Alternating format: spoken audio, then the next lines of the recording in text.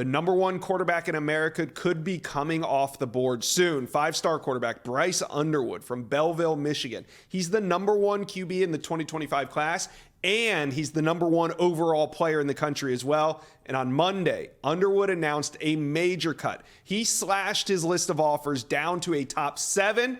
In this video, we're going to get behind the scenes of his recruitment with Director of Recruiting Chad Simmons to figure out which teams have a shot at Bryce Underwood. And how long do we have to wait for a decision? It could be coming soon. All right, but before we get into the video, subscribe to the On3 Recruits channel. We talk recruiting. You love recruiting, so hit subscribe. All right, let's go and bring on Chad Simmons, Director of Recruiting here at On3. Chad, we're looking at Bryce Underwood's top 7 right here. Alabama, Colorado, Michigan, LSU, Oregon, Penn State, and Florida State. You've covered Underwood very closely. What can we make of the visits he's taken so far?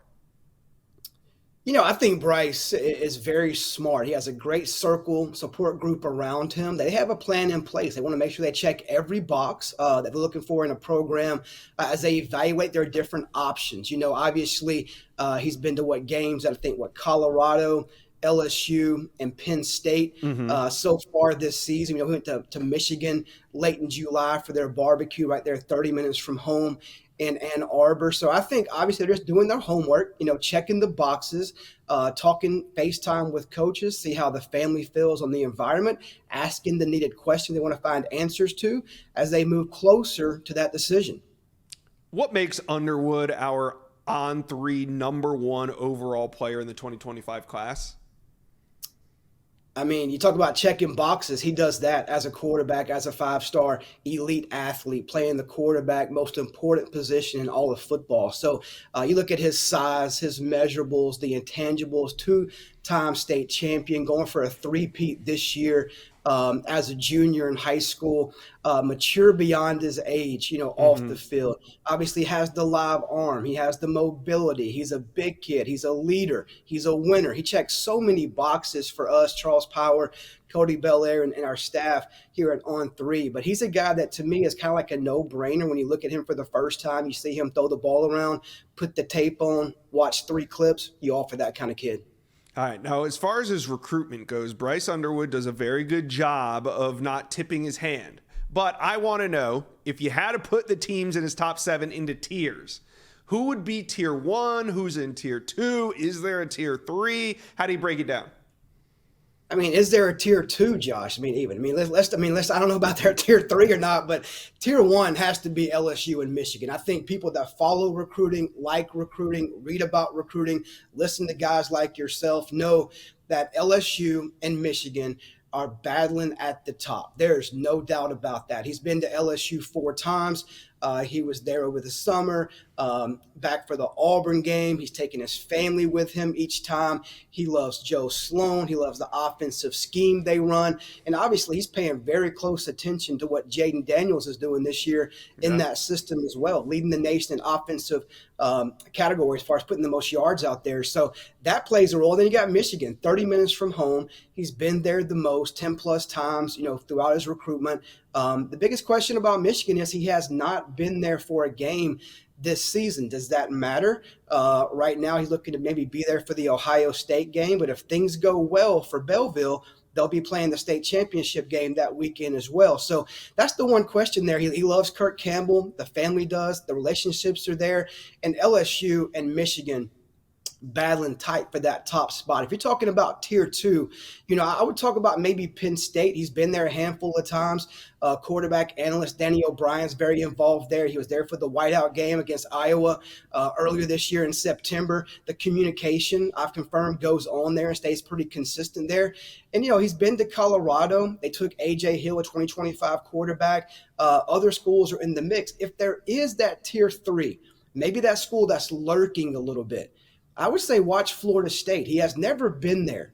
Why did they make the top 7? That right. Piques my interest a little bit. Why are they on the list?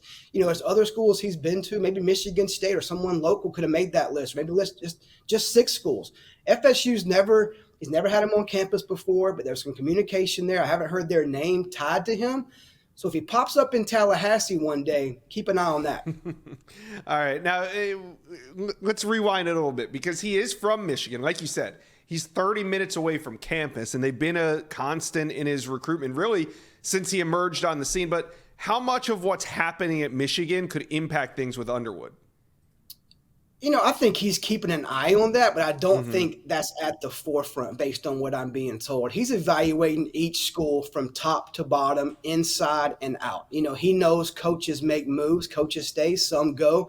Coordinators come and go. I think it starts with Michigan with Kurt Campbell. They have a great relationship. He loves his quarterback coaching style. He loves what he sees in J.J. McCarthy. But obviously what's happening at Michigan and around Harbaugh and the whole Stein-Sealing scandal, that definitely is probably in play and being considered there, but I don't think it's a big factor in this decision. All right. So when will we know? When is Bryce Underwood going to announce his college decision? Yeah, it seems like January 6th. That's the tentative date.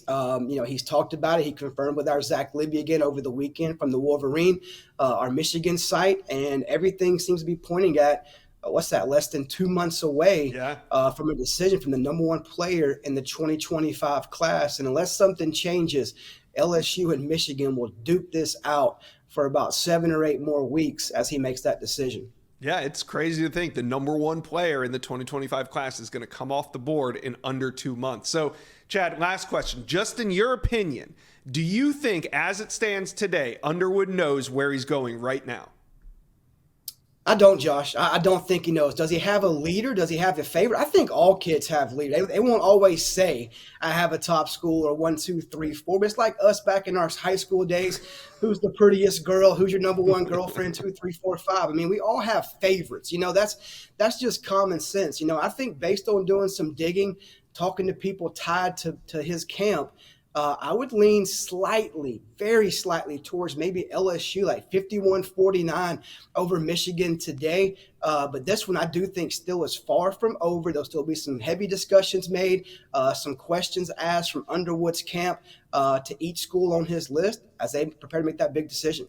All right, a lot of twists and turns in the next less than 2 months before his decision. Chad Simmons will have you back on to talk about the latest developments. But today, we appreciate you stopping by the Inside Scoop. Yeah, man. Thank you. Thank you for watching. If you enjoyed that content, be sure to subscribe to the On3 Recruits channel. We have a new page dedicated only to recruiting. Go ahead and hit that subscribe button right now.